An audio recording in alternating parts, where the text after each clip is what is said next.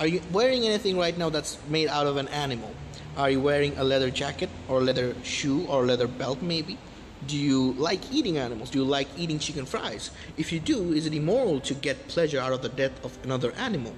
If that is moral, why is it immoral to like eating humans? Did you think about this? If you did not, then you must have chosen not to think about it, and you thought, okay, these questions are really trivial and there are more important questions in life. What are those important questions? What do you think is important, and how do you know that it's important? What should we do with our lives? What should we strive for? These are the questions that we ask in philosophy. Yes, we are really, really annoying. That's what we try to do in philosophy. We try to become how you were when you were really, really young. You asked a lot of questions to your parents, and your parents just give you a lollipop to shut you up.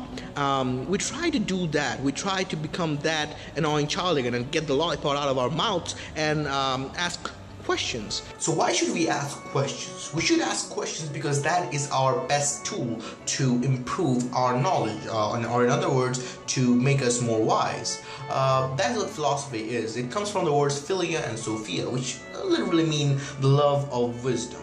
But when asked, Socrates said, "I know nothing about such wisdom. All I know is that I don't know anything."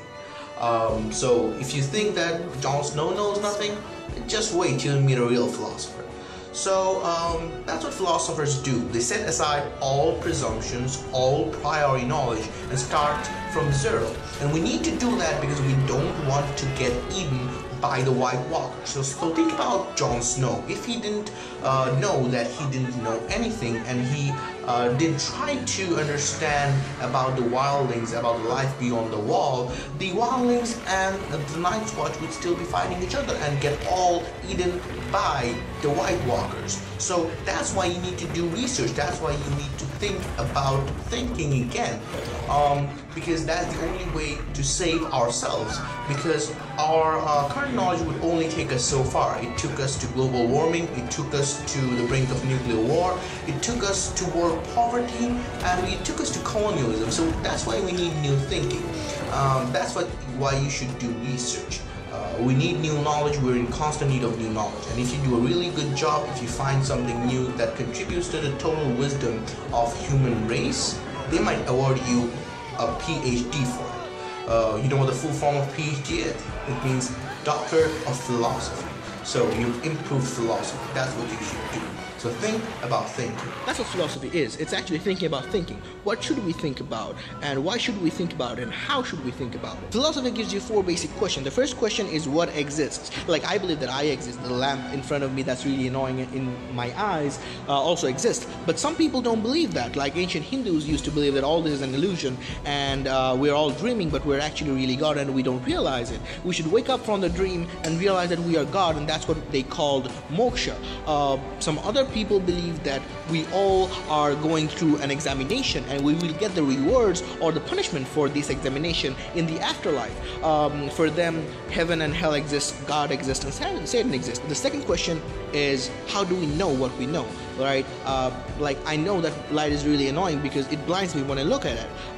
Some people believe that in afterlife because they have read about it in a book. Some people believe in God because they believe they have seen God in their mystical experience or in their dreams. So there are different ways of knowing, and all of them are valid because they are different from different perspectives. So what do you know about your life, and how do you know that? If you know that from an invalid source, should you keep believing it, or should you change your belief? The third question is, what is valuable? To some people, God is valuable. To some people, excellence is valuable. To some people, ice cream is really valuable. To some people, their girlfriend is really valuable. And these answers can differ, and these answers define what you're going to do in your life. Question number 4 is, how should you live your life? The first 3 questions dictate actually how you should live your life. If you really, really love your girlfriend, go and call her. If you really, really love ice cream, go and buy one. See, that's how philosophy dictates your life. This is what philosophy gives you. It makes you understand what you believe in and if that is valid or not, because it tests those beliefs against your experiences. And if those are invalid, you can always change your beliefs, and you can become a more rational human or a more human and not become a jackass who believes everything that he's told. Welcome to the world of non-jackassery. Welcome to philosophy.